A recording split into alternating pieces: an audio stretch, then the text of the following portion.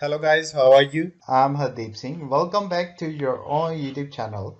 IELTS updates and recent exams. For more updates related to recent IELTS exam writing test topics, listening, reading, practice test, and speaking, you got guesswork.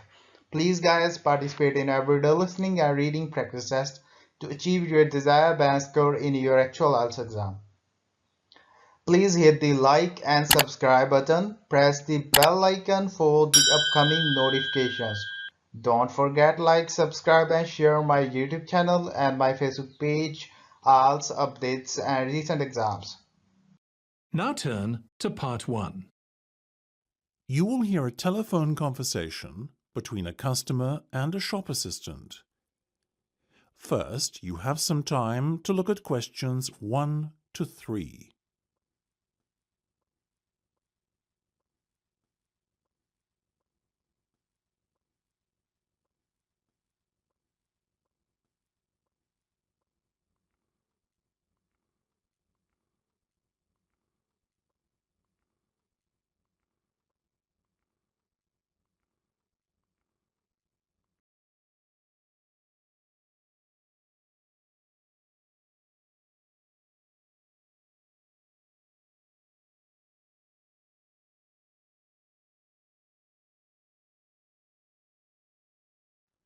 You should answer the questions as you listen, because you will not hear the recording a second time.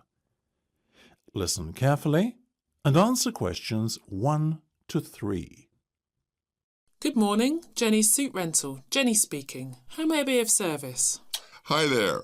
My name is Max Jones. That's Jones. And I'm looking to rent a suit out for a special occasion. Certainly, Max. We charge a set fee for our services. You can either choose from our designer range and pay £50 to rent your suit out, or choose from our standard range at a cost of £25. So, what will it be? Oh, the first option, please, Jenny. £25, did you say? Unfortunately not. The designer range is twice that price. Oh, in that case, I'll take the second option. Standard, was that it? That's right. Now, before we go any further, may I ask how you intend to pay? Do you accept checks?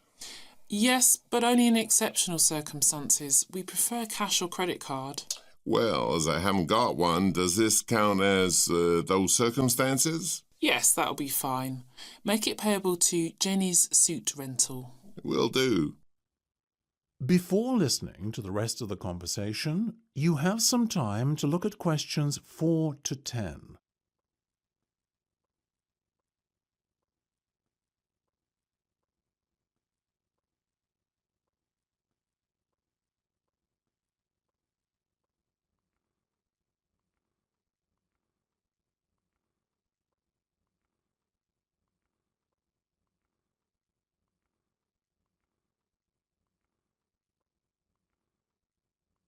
Now listen and answer questions 4 to 10.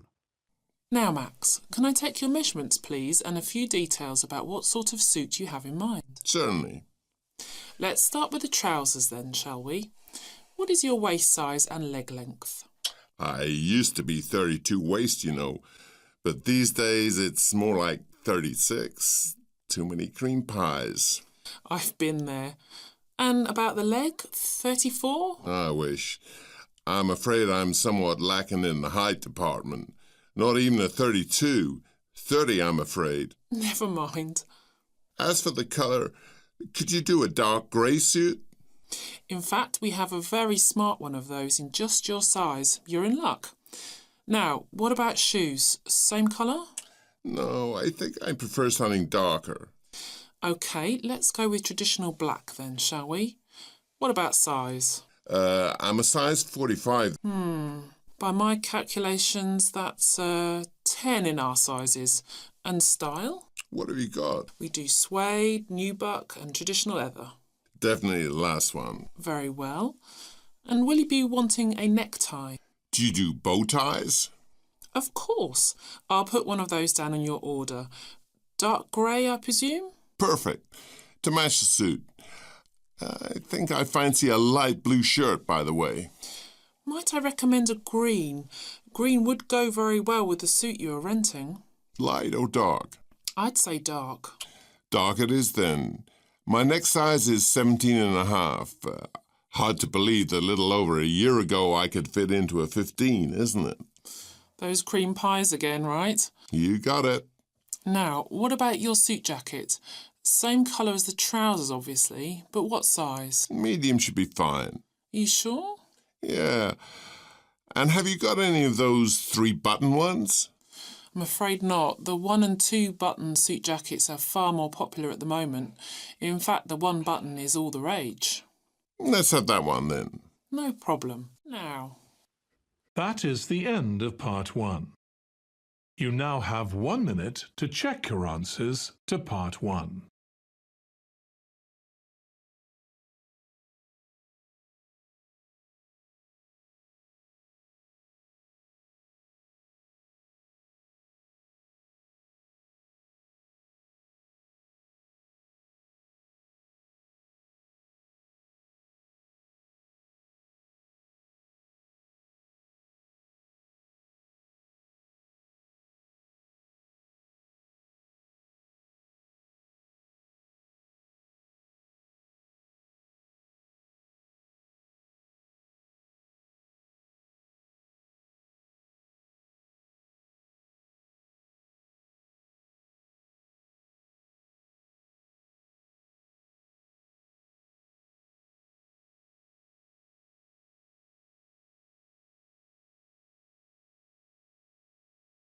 Part 2.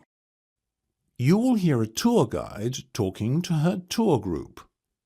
First, you will have time to look at questions 11 to 18.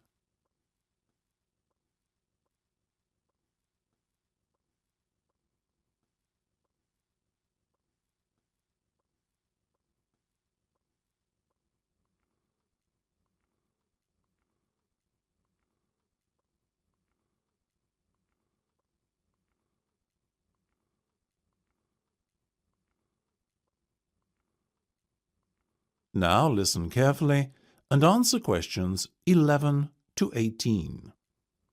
So, here we are in front of the entrance hall on the ground floor of this rather splendid 20th century building, once the home of Lord Redford of Graves, but which now, of course, has been converted into the National Art Museum.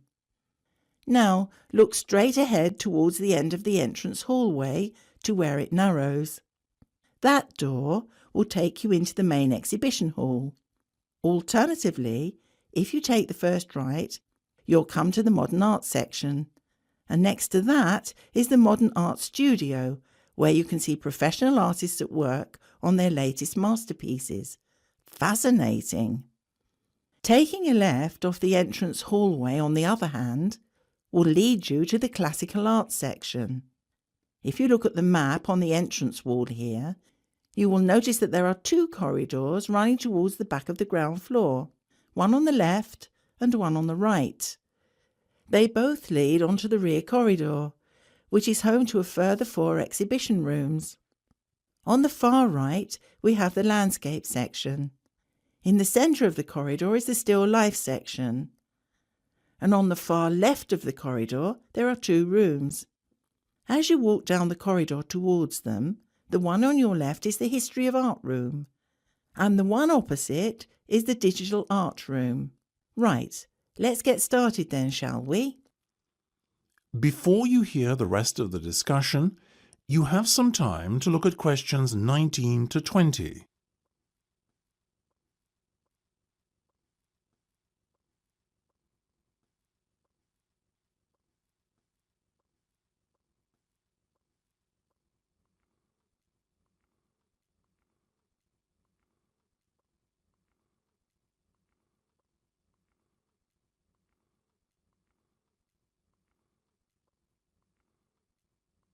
Now listen and answer questions 19 to 20. Our first port of call will be the Digital Art room down at the end.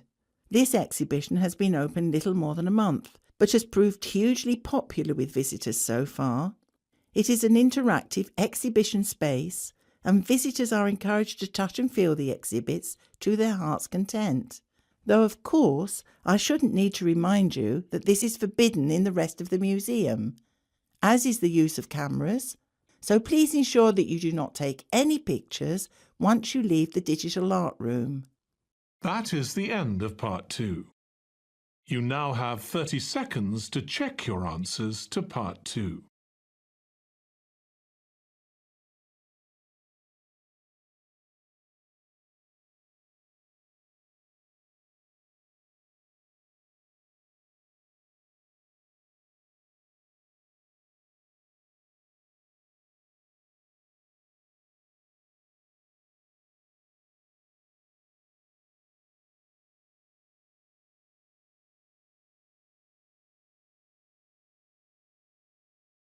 Part 3.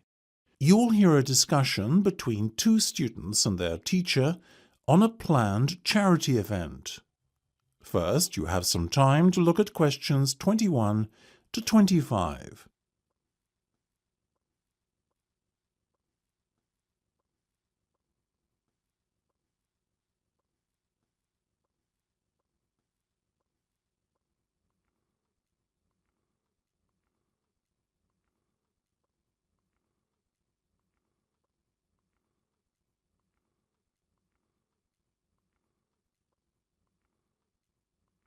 Now listen carefully and answer questions 21 to 25. So, are you making any progress with your plans for our annual charity event? I guess first things first, have you decided what charity it will be in aid of this year? We're thinking about Help the Children Africa, sir.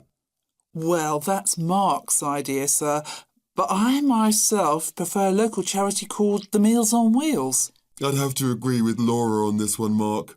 After all, we're supposed to be giving back to the local community, and although helping African children is a very worthy cause, it's a little outside our remit. That settles it, I guess. Moving on from the beneficiary question, have you made a decision on what type of event it will be? Yes, we plan on doing something a little different this year. We're calling the event Balloonathon. Basically, we're going to offer balloons for sale to all the students. Balloons? I don't see where you're going with this. Why would they want to buy a balloon? Well, here's the thing. We don't actually give them the balloon. Instead, we'll write their name on it along with the special phone number, and then we'll release all the balloons into the air.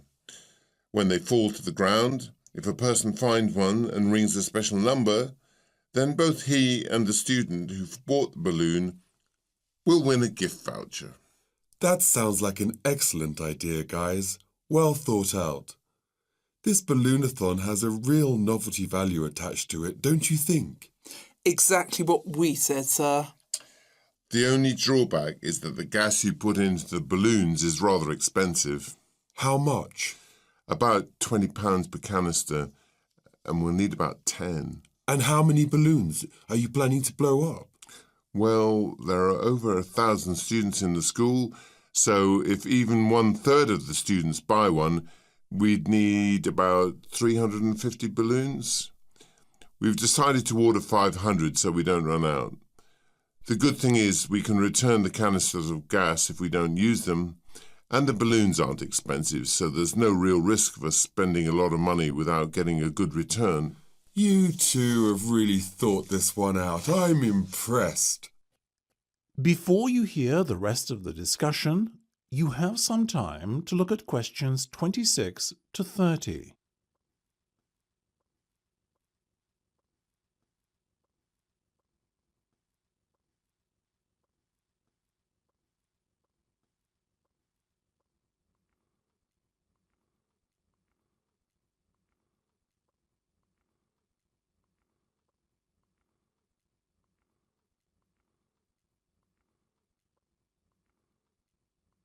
Now listen and answer questions 26 to 30.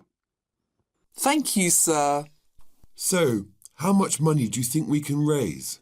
Well, each balloon costs about 1p, and when it's filled with gas, it's going to cost us about 50 pence. We reckon that if we sell our balloons at a price of £1.50 and we sell all 500 of them, we'll end up making a profit of £1 per balloon. So that's £500 in total. That's fantastic. And it gets better, sir.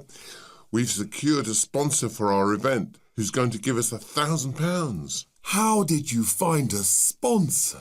The balloon company we approached about buying the balloons asked us if we'd be interested in letting them sponsor us too. What's in it for them? They're going to print their logo on every balloon. I think you've done a good deal there. Thank you, sir. So, do we have your approval to confirm our order? Absolutely. But you know, I think we can sell more balloons if we set our minds to it. So why not order double the amount? 1,000 instead of 500. We're going to need more than 10 canisters of gas then. Double the amount, presumably. Correct. OK, let's go for it. Let's make this year's charity event our most successful ever. That is the end of part 3. You now have 30 seconds to check your answers to part 3.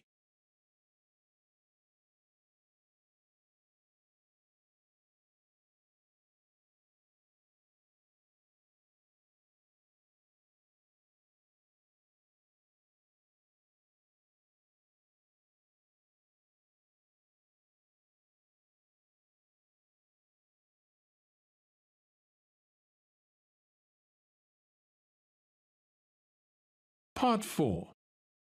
You will hear part of a lecture about philosophy.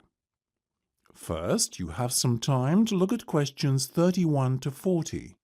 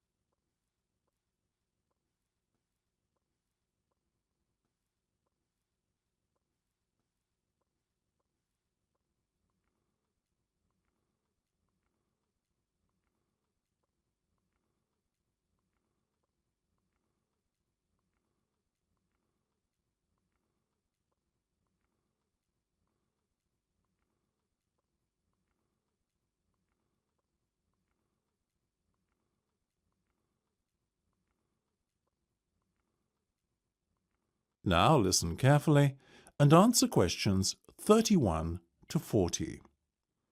Most of you, I hope, will be familiar with the name Socrates. The ancient Greek philosopher is perhaps one of the most admired people in history. Socrates led a very noble life. He was, I suppose you could say, an optimist who believed in the good of mankind. According to Socrates, human nature leads people to act correctly and in agreement with knowledge.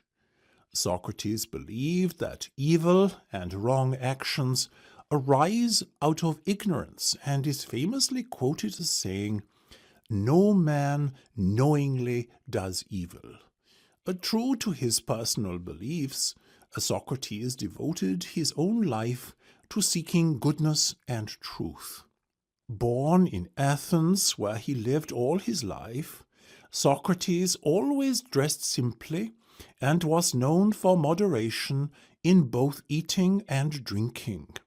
He brought his teachings to the masses, speaking regularly in public places such as the busy streets of Athens, especially in the area around its great marketplace.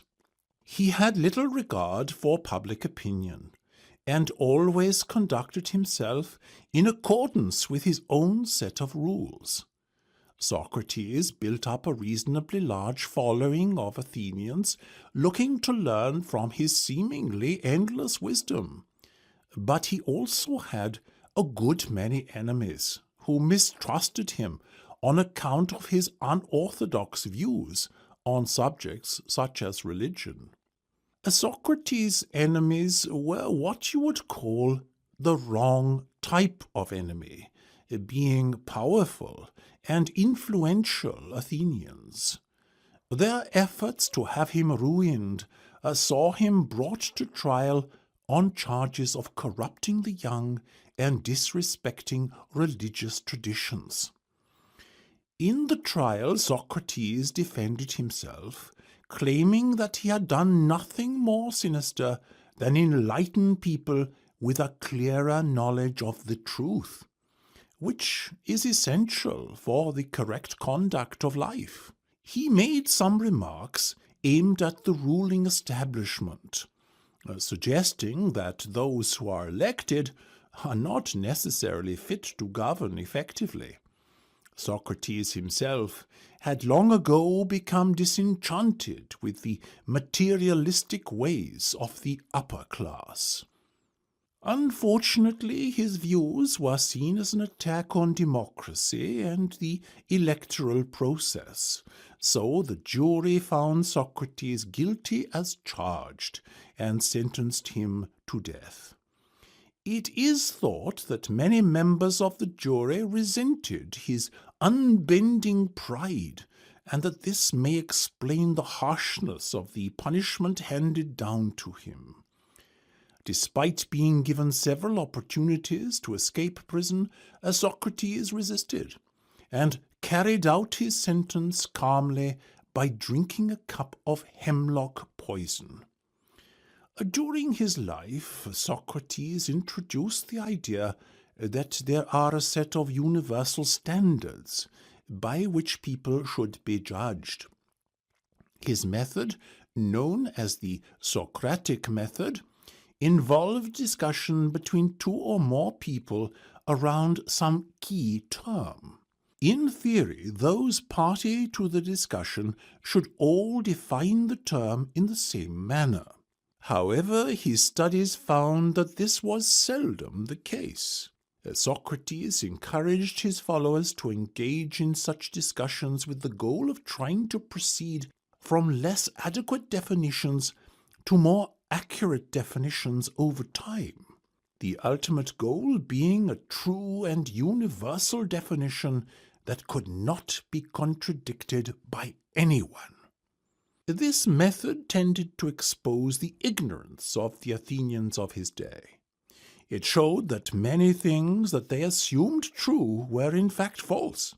Socrates also used irony to expose people's ignorance of key concepts.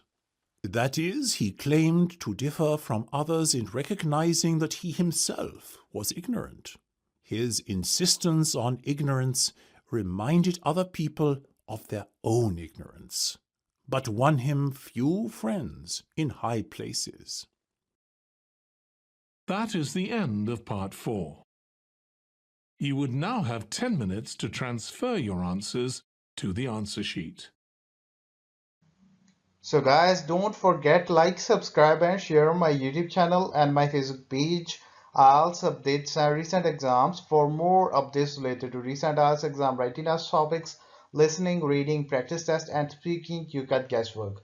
Please guys, participate in everyday new IELTS listening and reading practice tests to achieve your desired band score in your actual IELTS exam. For more IELTS material, visit my official website www.ieltsupdatesandrecentexams.com. The link is given below in the description. If you need PDF files of latest IELTS material, then please join my Telegram channel. So guys, please write your score below the comment section. Again, thanks for listening. God bless you all guys. Stay tuned, stay safe.